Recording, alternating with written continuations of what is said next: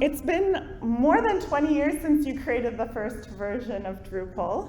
I'm sure you love it when people remind you how long it's been. How old I am? If you could go back in time and give yourself some advice about maybe what to do differently in that first version of Drupal, what would it be? Yeah, I actually know my answer to this because I've had 20 years to think about that in a way. Um, but as some of you might know, I started Drupal because I wanted to build a website essentially for myself and for a few friends.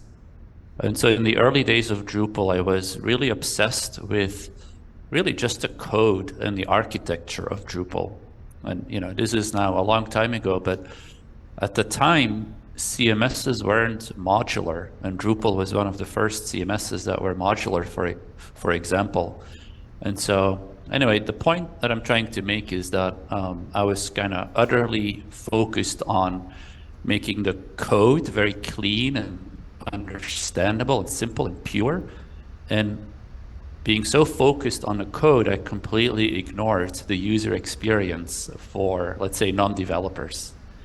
And as a result of that, the early versions of Drupal, they attracted other developers that were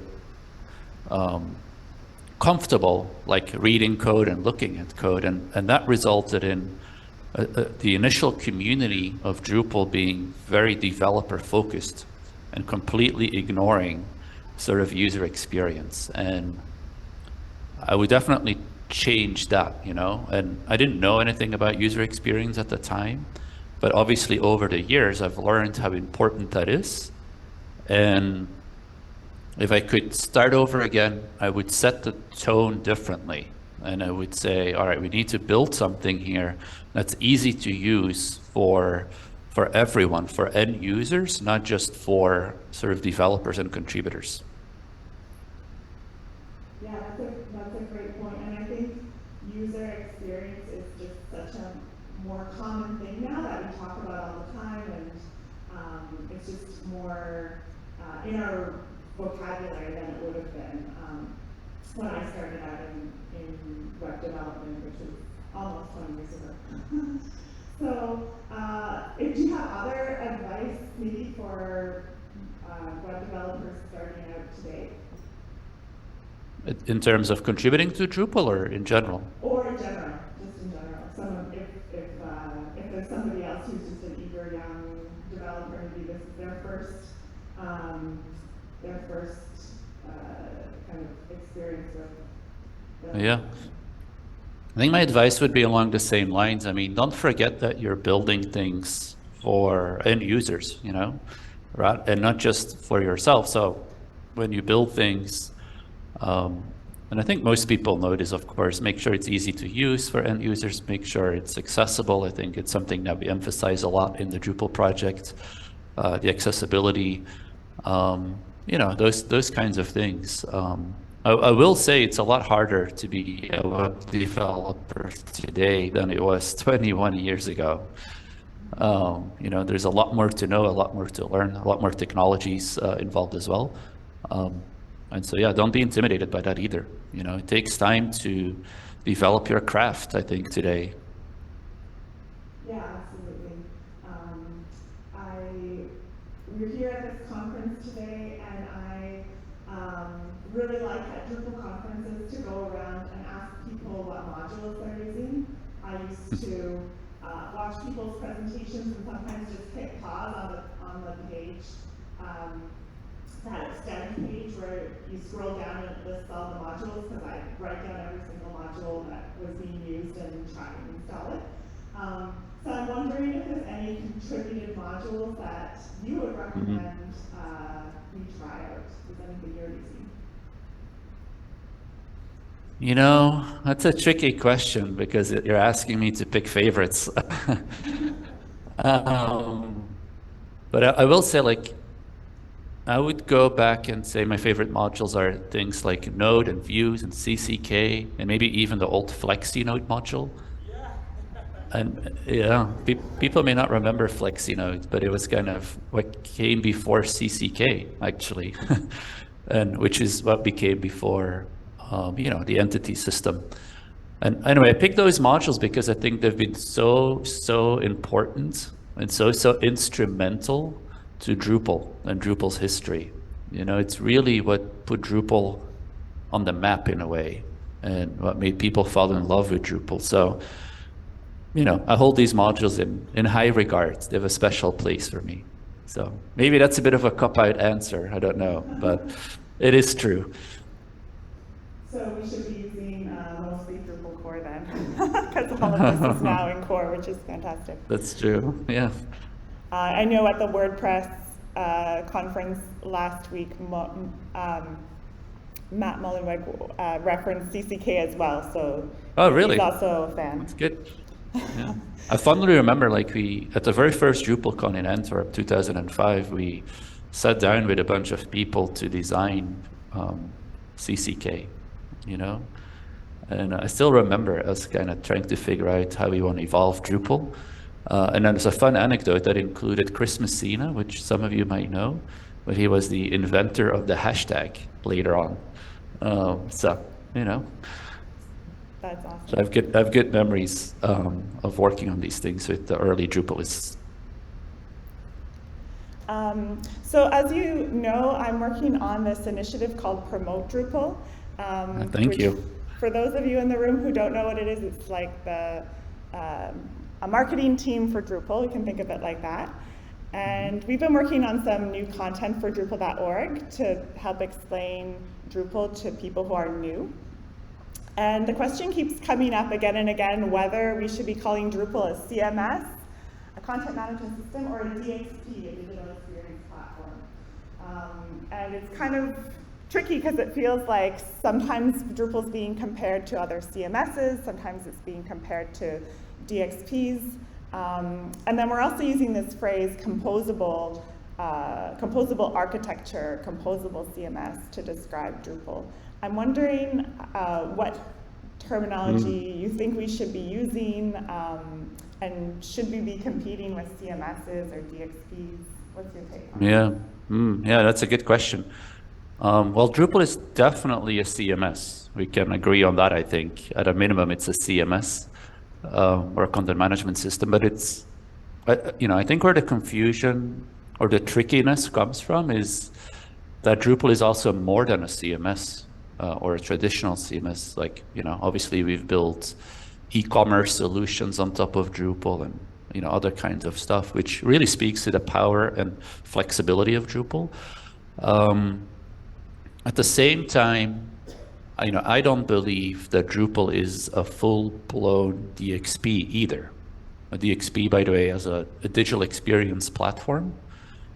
And so the term DXP, or the digital experience platform, was actually, I think it was coined by Gartner, the analyst firm, and Forrester, and they actually maintain a definition of what it is. And they have a list of core capabilities, is what they call it, that you need to have in order to be a DXP. And it includes things like personalization and marketing automation and e-commerce and analytics and customer data management and more. And I think Drupal checks some of these boxes, or potentially even all of these boxes, but in a more lightweight fashion, if it does check these boxes. So I guess I would say that Drupal is definitely a CMS, but it's more than a CMS. So it's kind of on the spectrum between a CMS and a DXP, but I'm not sure if it's a truly competitive DXP in the market. That's not a bad thing, by the way. It's just kind of how I think about it. But composable architecture, definitely. And I think something that we don't talk enough about, maybe, but like Drupal has been, as I mentioned, actually just 5 minutes ago, Drupal was one of the first modular CMSs, which composability, a big part of what composability is modular, in addition to some other things. And I would say that Drupal has one of the best composable architectures. And if you look at what others are doing, competitors are doing, they just don't have the richness and the strength and the capabilities that we have as Drupal around composable architectures. Like the way we have architected Drupal, the way we now use Composer as a tool to manage dependencies and updates, the way that we have a marketplace or our module listing on Drupal.org is something that a lot of other systems don't have. Even if you look at the definition of composable, which again it comes from Gartner, the analyst firm, they even talk about things like prepackaged business capabilities. Like if you're a very mature composable architecture, you have, between quotes, prepackaged business capabilities, which is essentially what we call distributions. And we've had distributions for, I don't even know, 15 years. So in many ways, we're far, far ahead of what others are doing, especially proprietary competitors. And so, yeah, I think we can take we can take some credit for being a very composable architecture in my mind. Yeah, that's great. I know distribution. Who here sees a distribution in the crowd? Distributions have long been popular because Drupal is so good for so many use cases that if you want to zoom in on one use case and pick a distribution, it can really give you a head start on a project.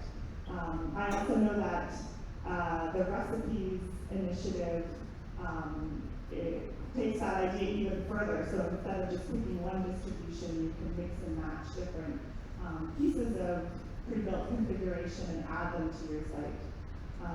So I wonder, Dries, if you have any thoughts on that initiative and how that's going to contribute to us. Sorry, Suzanne? Yeah. Could you say the last two sentences again? When you're far away from the laptop, it's a little bit harder to hear you. Oh. That's okay, though.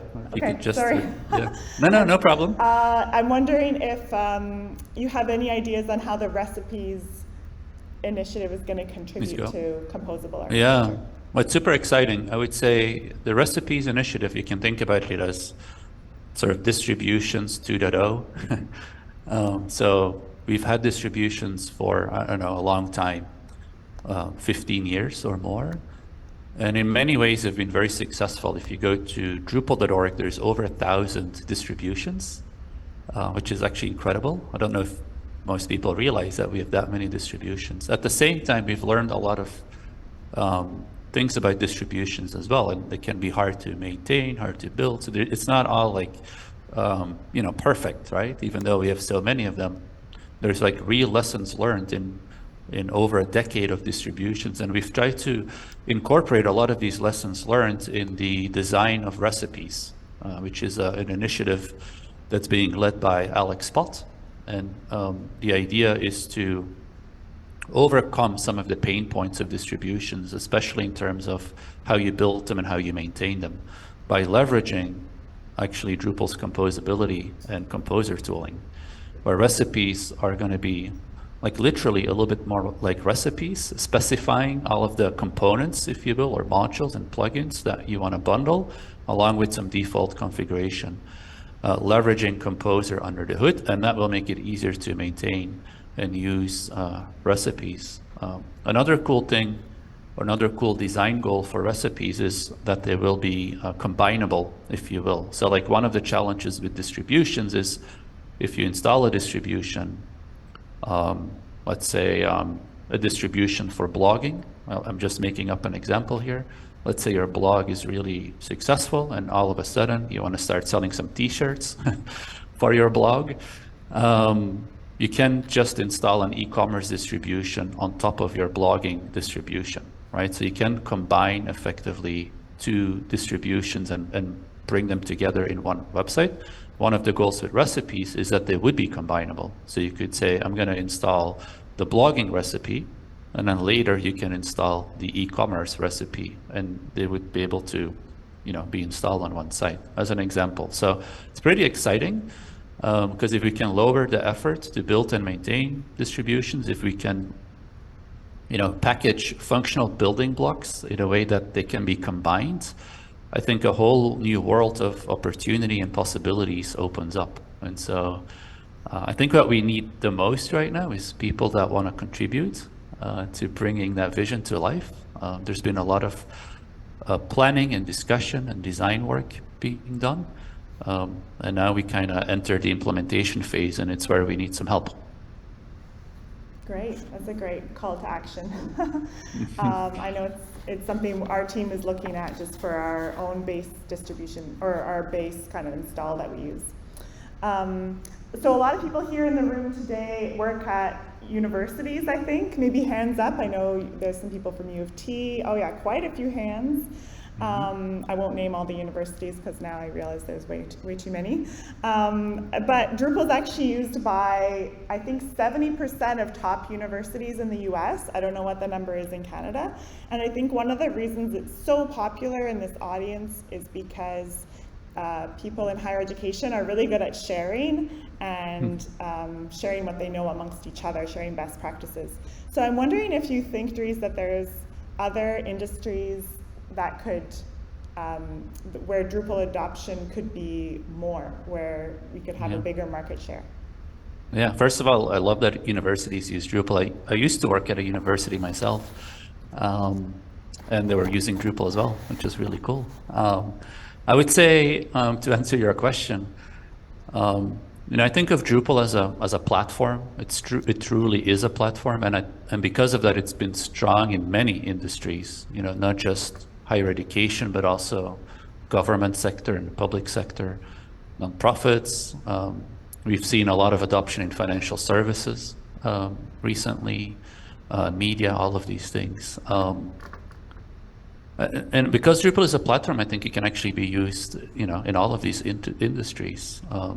But maybe to give a twist to the question or the answer, I think where I see opportunities is maybe not along the lines of industries or verticals, but in terms of geographic expansion, more than industry expansion, if that makes sense. I think one of the unique things about Drupal is that we're so good at multilingual.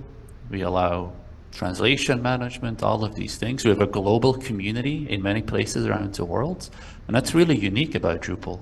Compare that to, let's say, a lot of proprietary software companies that tend to operate in one or two geographies. But what we have with Drupal is something truly global. So I think there's actually a lot of opportunity to expand across all the industries, but in more regions around the world, which I think would be pretty exciting. Yeah, that's great. And that's one of the reasons I started using Drupal, is because of its multilingual features. I think it was sort of the number one thing we needed, being based in Montreal. Right. So I was talking earlier before the Q&A started about innovation and all these ideas. And I know a lot of people have AI at the top of their minds because it's always in the news every week. We hear about new things. Every day. Every day. So I'm wondering how Drupal needs to adapt to a future with AI in it, and what we should be thinking about. Yeah, it's actually a good question. And obviously, AI has been around for a long time, but at the same time, a lot of things are happening. So I have been thinking about this. I actually did a blog post about this, which you can read as well. And my thinking has evolved a little bit since too. But so I would say think about it in short term, medium term, long term. And so maybe I can go through each of these three real quick. I think in the short term, like right now, I think the obvious opportunity is around generative AI helping with content creation. And Drupal already has some solutions here. There is the OpenAI module, which has ChatGPT integration that exists, and it's pretty amazing, actually.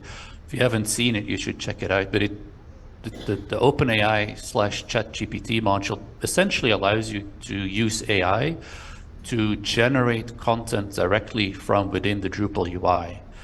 But it also allows you to do things like pick headlines or titles, to auto-generate tags for taxonomy, to translate your content in multiple languages. Anyway, it's pretty cool. I think there's some short-term opportunity there as well in terms of how can we expand from sort of the copywriting process into maybe images. Can we automatically generate images, or can we automatically generate even short videos that go with content using AI? So I think that's like a short-term opportunity. People can contribute to that if they want. In the medium term, I see AI being used to help people navigate and sites and search content, essentially improving the search experience. So let's say you're looking for something on a website.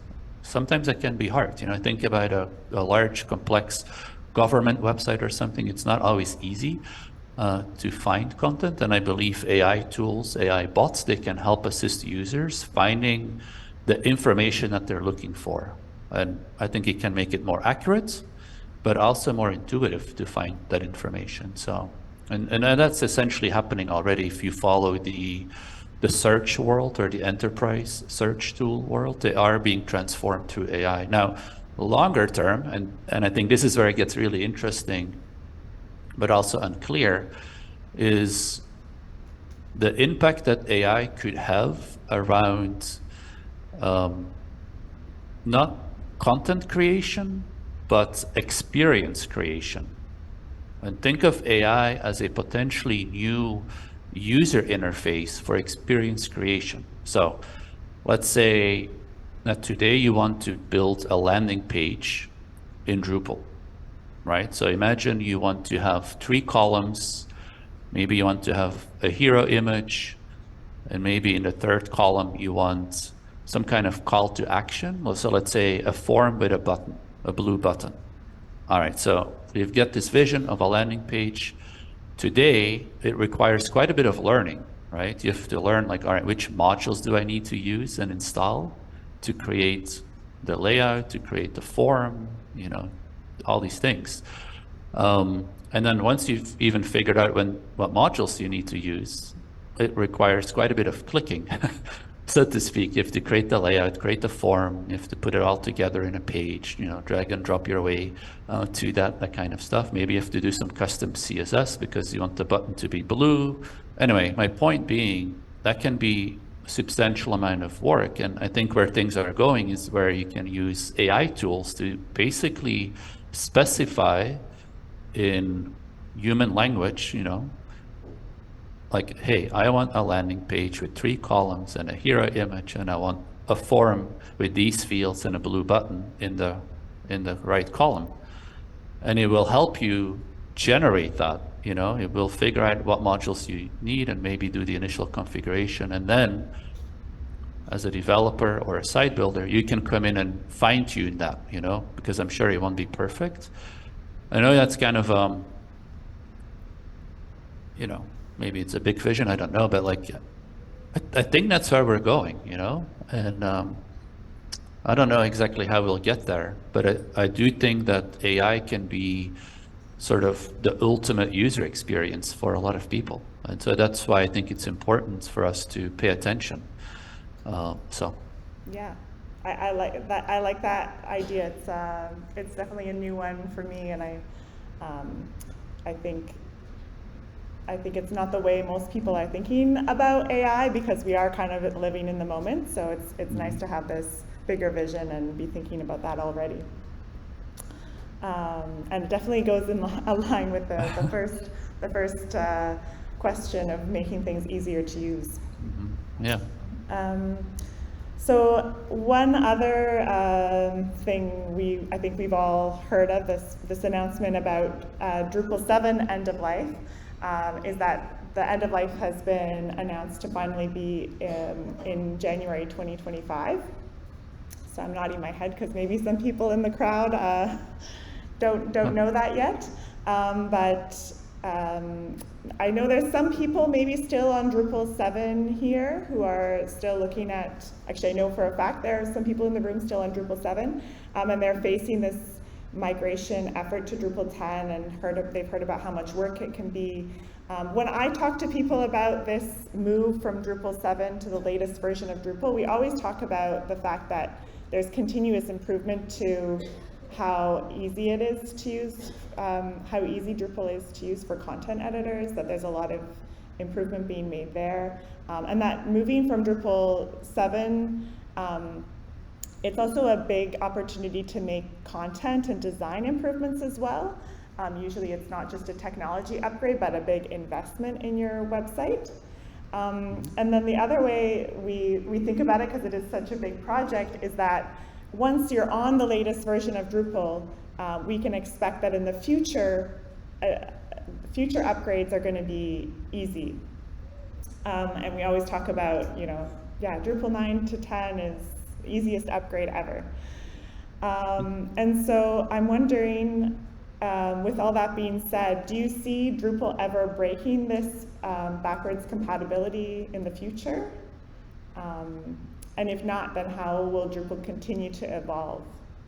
Yeah, a great question. Let me add something about Drupal 7. So I think most people know, but Drupal 7 was released in 2011. And so by the time Drupal 7 will be end of life in 2025, it will be 14 years old.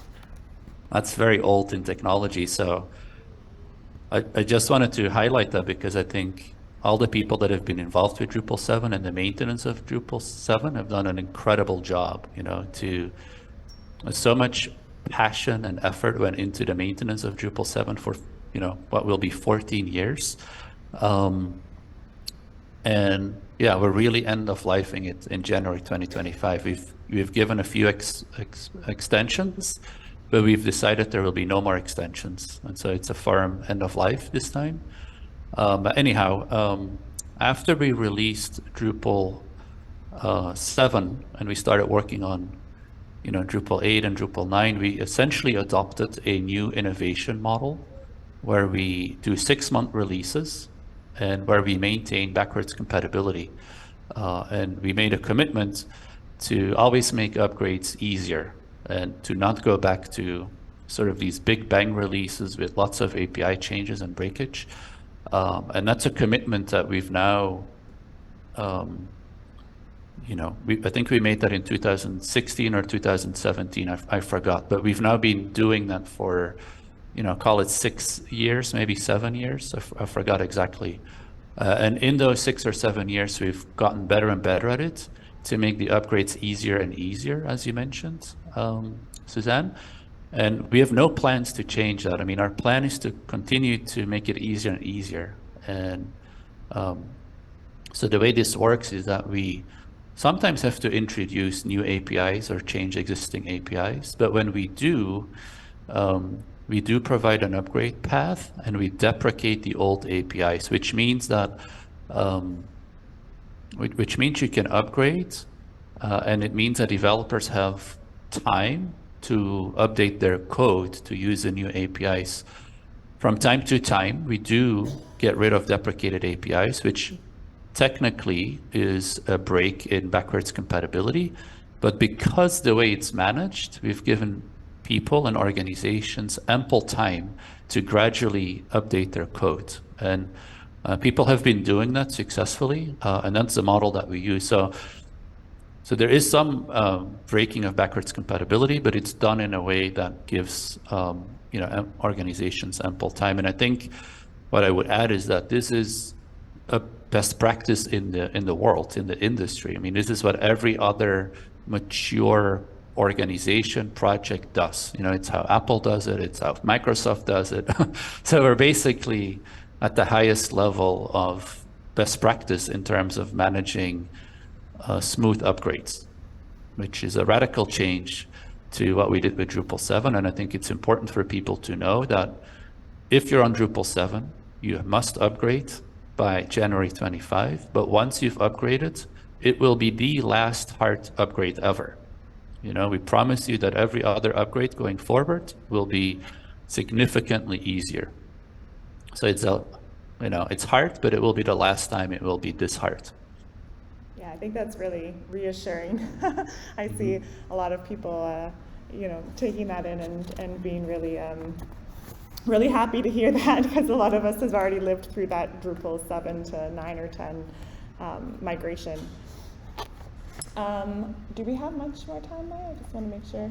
No, not really? Okay. I'm going to skip to maybe a question about contribution to end off, because I know that's something that's that Dries, you and I both care about a lot is figuring out how to get people to contribute. And there are some people here who are really excited about all this talk of innovation and the future. And I got involved in Drupal actually because I was excited about making Drupal easier to use for content editors. That's when I first started contributing. So I'm wondering if you have any advice for first-time contributors. Yeah, probably a couple of things. I talked to a lot of people that have waited a long time to contribute. Sometimes they didn't know how to start, or maybe were a bit intimidated even to contribute, like wondering like, what can I contribute? But the first piece of advice I would say is remember that contribution to open source is not just code contribution. You know, you can contribute by helping with documentation, with design, with testing, with support, with organizing events like you're doing right now. So first of all, there's many, many ways to contribute, and we value all contributions, you know, in all these areas, and small or large, and you should, you should definitely contribute. I would say other advice would be choose maybe a contribution area that you are interested in, that is aligned with your skills, aligned with your passion, or, you know, maybe it's what you want to learn more about or develop more skills in. And like you mentioned, Suzanne, like you were interested in helping with the usability of Drupal. That's a great example. Like pick something that you want to help with, that you're passionate about, that you believe in, that's gonna make you want to contribute in that area. And then, you know, if you figured out where you want to contribute and what you want to contribute, engage with the community, I would say, you know, and figure out who are the people responsible for these contribution areas. Maybe it's a subsystem, maybe it's an initiative, whatever it is. I would encourage people to attend events, to participate in Slack channels and forums about these areas of interest, and to just kind of get involved. And very often what we do in the project, we use, you know, issue queues or issue trackers of all the things that we need to do. And there's a lot of beginner-friendly issues in there, and we actually tag them. So they're marked specifically with a tag called novice, if you're interested in like finding some initial contribution that's easier. That's probably a good place to start, you know. And so we also have a mentorship program I would mention. If you don't know how to get started, there's the ability to pair you with a mentor, and they can help you kind of make your first contribution. So great. Those are all great next steps. I would also mention, because we're here at an event, you're already doing the first step. So I would invite maybe anybody, is there anybody here who would feel comfortable helping a new contributor, kind of pointing them in the right direction? You want to put your hands up? I see people like Teresa. I see people who are good at pointing people towards where to contribute. So there's a few hands up. So if you're interested in contributing, come talk to one of us with our hands up, because that could be a good place to start just right here today. So thanks so much, Dries, for joining us and taking the time and sharing your thoughts with us. We really, really appreciate it. Thanks for having me. Yeah. Thanks for organizing these events. Yeah. Hi, Dries. Yeah, so the scanner is just showing you the room so you can see how many people there are. Very nice. Yeah, thank you so much, Dries, and thank you for your inspirational visionary leadership. It's so great to have had you. And yeah, Evolving Web has been following in this direction for the last 15 years, and so many other tens of thousands of other community members for the past 21 years. So yeah, we're super excited. And yeah, thank you so much for your time, and have a great evening, I guess. Yeah, thank you very much. Thank you. Bye, Dries. Have a great rest of the event. Thank Bye-bye. you.